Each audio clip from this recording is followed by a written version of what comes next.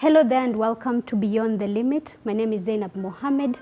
On this episode, we'll be talking about depression. What causes it? What are some of the effects of depression in a society? And where do you seek help? Should you need help if you have depression? To discuss this very important topic is a brilliant panel right here with me. Sitting right next to me is Dr. Jen Nyutu. Dr. Jen Nyutu is the CEO and founder of Mind and Beyond Counseling Center. At the center is Dr. Rehab Gatushi, the clinical psychologist and a lecturer at MKU. And at the far end is Dr. Sarah Mushai Kimaru, Dean, School of Social Sciences, and the coordinator of persons with disability at Mount Kenya University. Thank you so much for making time. Karibuni sana. So I'll begin with Dr. Jen. Dr. Jen, what is depression and what are some of the symptoms of depression? Yeah, when you talk about depression, it is a mental health condition. It affects the body, the mind, in terms of the way people think, how they behave, and how they act, they feel. And when one is going through depression, it's like they are in the deep ocean trying to swim. They are suffering from irritability, anger. They are hopeless. They feel like nobody cares about them. It is actually described as sadness. They feel like they are fatigued. They have no energy to work, and they can sleep a lot or either not able to sleep. And when it comes to depression, it's that feeling like you are in a hole. In a deep hole where you are trying to lift your hand for somebody to hold you, but you still feel you are there, helpless. A feeling of I'm unworthy. I don't matter anymore. My life is coming to an end. Yes. Okay. Dr. Rehab, just to add on what Dr. Jane has said, what are some of the levels of depression and at what point does depression lead to suicide? Depression, like Dr. Jane has said, is a condition that affects people and they feel low. There is actually a mood disorder. So they get into low moods and sometimes they even are not interested in things that used to interest them before. Now, when somebody gets into depression, you'll realize that it is in levels. And when a therapist would want to know at what level of depression a client is in, there are tools that are used to measure the levels. And those tools are given to the client. And there is a level from 0 to 6, number 6, that is normal. But then it continues to advance. If that a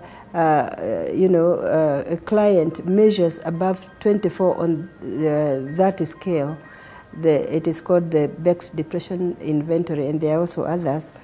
That person now is at a level, dangerous level, and it is at that level where somebody is feeling so hopeless, they are feeling so useless, they can even get suicidal.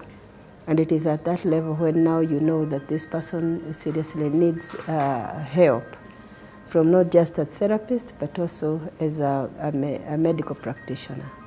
So you're saying there are certain levels from 1 to, once it gets to 24, that's when?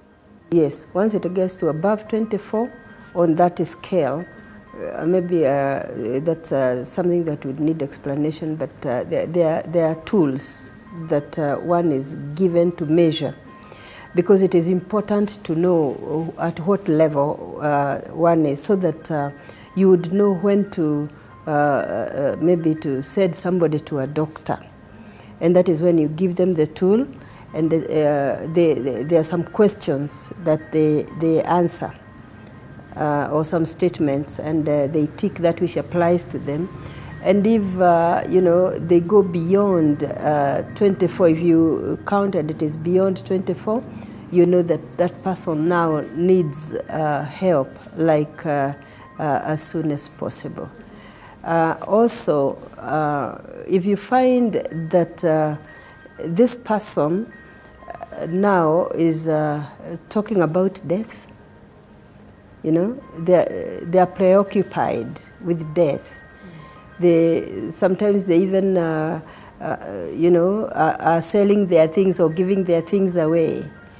And maybe you know, they are feeling useless and they are saying there is no need to live. Then you know that these people are suicidal. And at that level, you know that now they need help. Dr. Sarah, why is the society not so open to discussing about suicide, about depression, and about mental health in general? We find that suicide by itself is considered as if it's a taboo. So the society and the culture that we are in is not very accommodative. They will see as if when they speak about suicide, it's like something that is really not worth talking about, because the culture does not accept it, religion does not accept it. And as you have heard, it's an extreme case of depression. So by the time the person becomes suicidal, they already have attached the kind of behavior as if it is somebody wanted to get into it. They have not seen it as if it's a mental illness. So they still imagine that this person is to blame. They have not appreciated that it's a sickness. It's something that has come not because of the person's making, but it's something that is coming within the person that is not really out of a desire to be in that situation. So when now it comes to a person who gets into an issue of suicide, we find the society is not very accommodative. And therefore, the person has already maybe suffered from rejection, has been discriminated against, and maybe they feel that if we talk about so much about this suicide, it's like we are already elevating it, and maybe other people might follow the suit. So they want to keep it off from being talked about. Yes. You find that families even hide that their loved ones have died by suicide. Exactly. People want to show that it could be another reason as to why this person may have died, even though it is well known publicly that this is a suicide case. But society wants to cover it up. The family members, friends want to cover it up. But as I've said, it's because it's considered as if it's a taboo. Yes. Dr. Jane, are there telltale signs? Because today we are focusing on suicide. Are there telltale signs of a suicidal person? Yeah, definitely. You realize that the people who are planning to commit suicide, they will go, maybe if it's a woman, tell her family and friends, if I die, take care of my children. They will start, giving away their valuables, like clothes, shoes, to people, because they are imagining now they are going. And they will start maybe by saying, I'm tired with life. Life has no meaning. God doesn't love me. Why am I suffering? And they will say many things concerning their helplessness. It's like no one loves me. Nobody values me.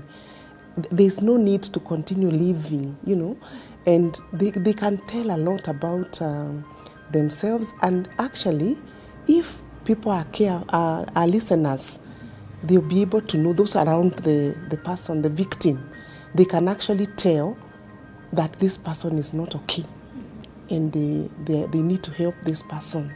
Why are you saying that God doesn't love you? Yeah, such kind of questions. Is it distinct from someone's normal behavior? Is there a distinct change? Yes, there is a distinct change in that, first of all, they neglect themselves completely, dressing down. Somebody who was used to coming to work very neatly dressed, all of a sudden doesn't care how they dress, the way they talk, they will procrastinate, go to work very late, don't go to work at all, keep sleeping the whole day, refuse to eat completely, and only eat very retro, because to them it's like it's not important. I don't matter. Someone will say, why should I go to church or to the mosque? God doesn't love me. They will withdraw from the social angle no weddings, no functions. They want to be alone. Yes. Dr. Rehab, I don't know if you have anything to add on that. Actually, some of the telltale signs that somebody, is suicidal is when you see that they have started to organize themselves to go. And one of the things that they would do is that apart from saying the goodbyes, they also look like they have no energy. So they are lethargic. They will also maybe buy like a rope, or they will buy some chemicals. They will start planning. They can even buy a firearm or keep it nearer. They can buy maybe some fuel if they want to burn themselves down. Actually, they will start planning. Yeah, so you'll see some. They will start doing some things that are actually telling you something is not right. Are those what we call a cry for help? Actually, that is also a cry for help, because when you see somebody do that, somebody is telling you, yes, I want to go. I am here, I want to go. And most of the times, this is the time when you want to bring people to come in. Because I know that sometimes culturally, people don't know what to do with people who are doing those things, and sometimes they don't understand that this person is crying out for help.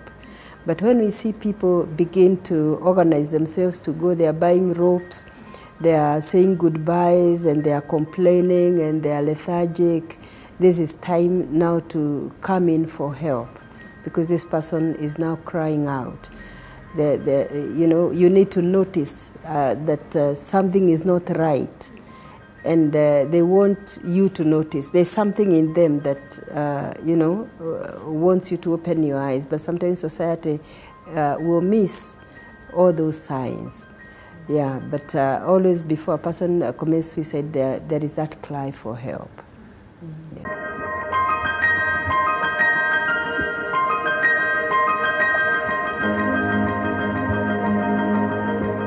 You are watching TV 47, the home of untold stories. Hey!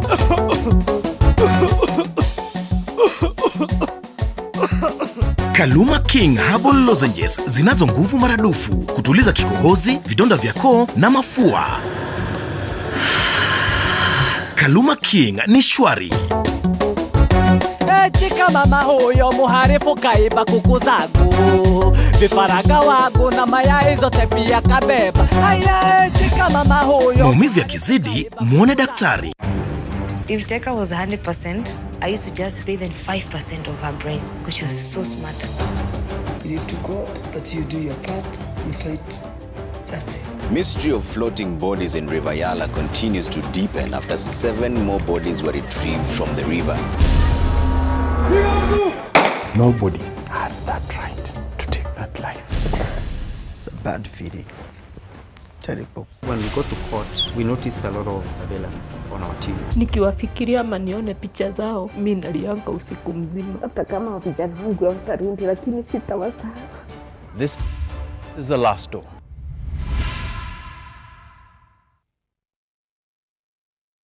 You are watching TV 47, the home of untold stories.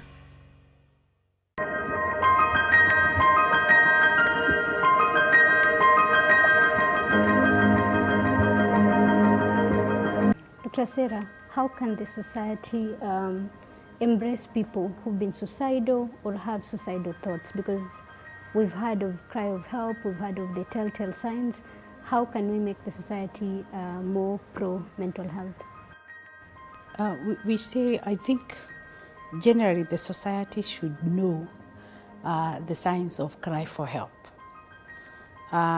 Maybe it's good to listen to the talks this person has, where they're inclined to, and offer support And so I believe the society will be there to give hope, bring meaning to the life of this particular individual, do some constant follow-up, get to know where this person is, because as you have heard, there are those signs of withdrawal. So we need to ensure that we give this person company, that we ensure that this person is feeling loved and wanted. Because the problem with the society is that once the person starts crying for help and even starts showing some signs that are not looking very accommodative, people also keep off.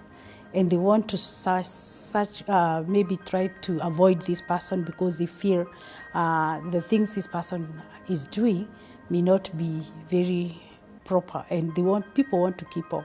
But I advise the society, maybe we need to get back and see that we give this person company, show love, and even ensure this person gets to know things that can add value to his life. For example, like if this person is in a job where he feels he's not doing the best, maybe it's due to poor performance, he's feeling he's not accommodated, we can give him another task where he will feel that whatever he's doing is appreciated, and you add meaning to his life. We also introduce this person to reading books that are motivating, self-motivating, such that this person can be able to assess themselves. Then I think the society, we need to know what we bring value. What is this that we consider to be variable as far as life is concerned? Because there are things that we have brought into the society that looks so variable. Like, for example, getting good grades. We consider that the person who has got an A is the one who is a performer. I think the society can also appreciate the strengths of even those people who got grade E. And they arrive and they are healthy. We start showing that there are things that we can appreciate more other than other things that we imagine. That's what makes meaning. For example, excess money or excess wealth. That is not really the meaning of life. We start allowing other people to feel, I may be having little money, but there are things I can do that can be better and that can be more esteemed other than the things that other people have considered as if they're the ones which make somebody variable. So the society can do a lot, yes. Dr. Sarah, I want you to remember that we are in a society where we are in the social media age. We are in a society where people record themselves crying and then later on say it was for the youngsters' clout. So how do you differentiate between someone who's actually in need and someone who's just doing it to get attention? And I'll throw this to all of you. How do we differentiate? Dr. Jane. I think when it comes to depression, the signs are there. And all what we need to know is that when somebody is posting a photo when she or he is crying, definitely that person is not okay in all aspects of life, unless it is in a barrier mode where maybe they are going through loss. And even loss is a contributing factor to depression. So this is a person who needs to be called and probably the family to be made aware to find out more details about how they are doing life and what is happening. The social media has made things to look normal, even when they are not normal. And people will give their views depending on their circumstances at that moment, maybe to exonerate themselves. But you realize we are in a sick society, and that person needs to be followed and to be known, what is happening, what is this excitement? Because when the excitement is too much, it is still not okay. And when the mood, the sadness is too low, when the mood is too low, like Dr. Rehab said, that depression is about moods. Mood keeps changing. Yeah. Dr. Sarah, tell us about the misconceptions associated with depression and suicide. I know we have a lot of them in our society today. Yes, very true, because as I've said earlier, that suicide is considered as a taboo. And even some people go to an extent of saying it's a sin that is even beyond being forgiven. So, for example, those who commit suicide, you find they're not even given religious rights when they are being buried, simply because the society will say this is really an offense. Actually, they will say it's evil against the nation, against the society. It's an evil against even the family itself. They feel they don't want to be associated with people that have committed suicide. That's the main problem, the main challenge. You find even the family themselves, they're feeling like when they're associated with somebody who has committed suicide, it's like they're also disregarded in the society. And in most cases, the blame not only goes to the individual, but even the people that surrounds the person who has done it. So you find everyone looks like they have to carry the cross, which should not be the case. Sometimes you've found even those who are committing suicide, people have tried all their best, all what they can to redeem this person. And so when it gets to the extent that this person has done it, or even some run away from homes, and when they have run away is when they later do it. So with this, you find those people that surrounds the person who has done it, they also feel offended. So really, it's something that the society should really come out and speak about it and talk about it, because it's happening today, it's happening all over, it's not only in Kenya, it's across the world. And so we need to really, as a society, we need to say this is an ill, this is something that we can overcome, and how do we overcome it? We bring out a lot of awareness. And I know that can be overcome. We don't have to get people die just because of issues of suicide, whereas we're having a lot of people that can treat this because we are considering it now as a disease.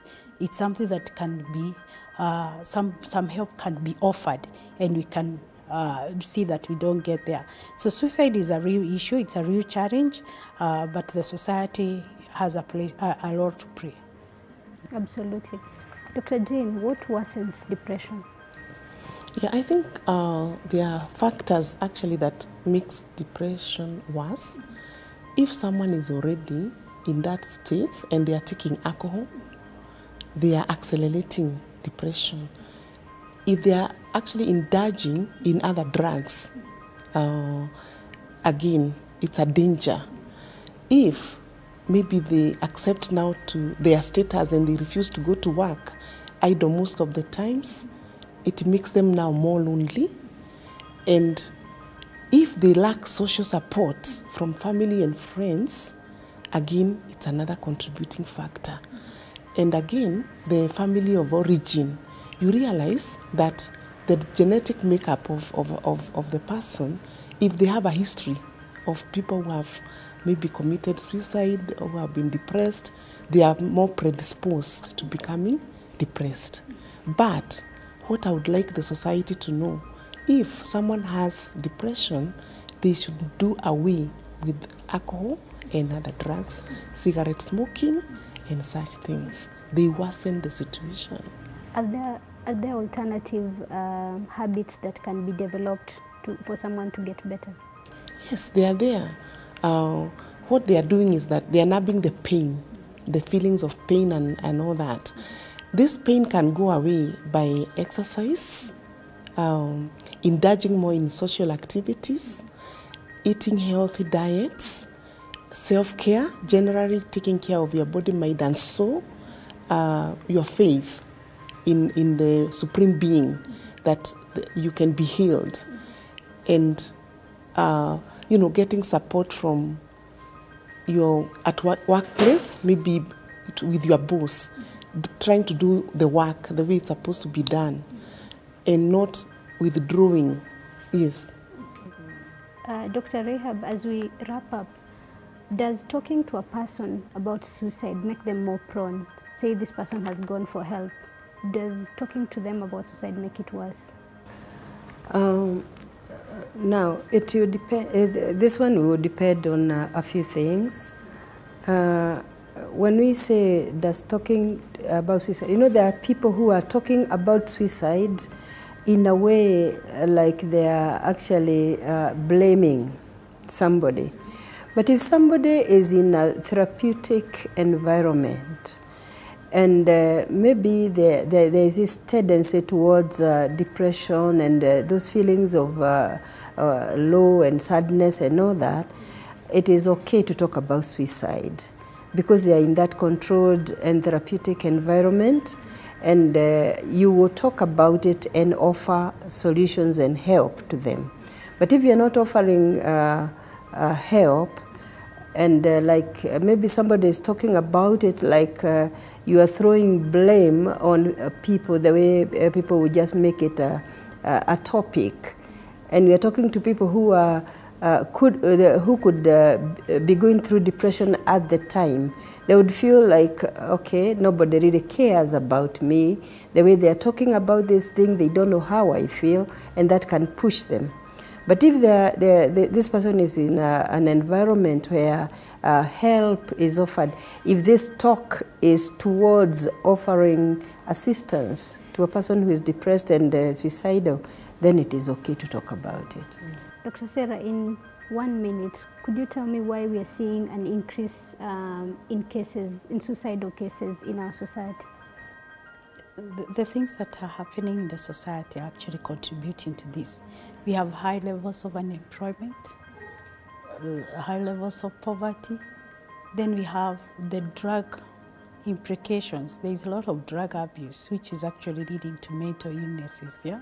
And so as such, we're having those people commit suicide. So those are just a few of the things that I can mention, that if only we would maybe improve the issues of empowering people to have even self-employment and empowering them to know themselves, because there is also the issue of self-awareness, self-identity, that is also contributing to issues of drug abuse. Maybe those are some of the few things that I feel can bring a turnaround and reduce the cases of drug abuse. The society needs to be educated, and a lot of awareness needs to be created, even in schools, in high schools and high institutions of learning, so that people can eradicate such kind of behavior. Yes, thank you. Finally, Dr. Jane, what can we do at a personal level, at an individual level? Yeah, I think at a personal level is loving yourself, knowing your strengths and your weaknesses, and seeking help. Help is available. People who have gone through depression and have sought help have gotten better. Others have gotten healed completely because they went to the counselor, they went to the psychiatrist, and they were helped. And making follow-up. When they start that path of healing, they go for follow-up and they are helped. Well, that's all the time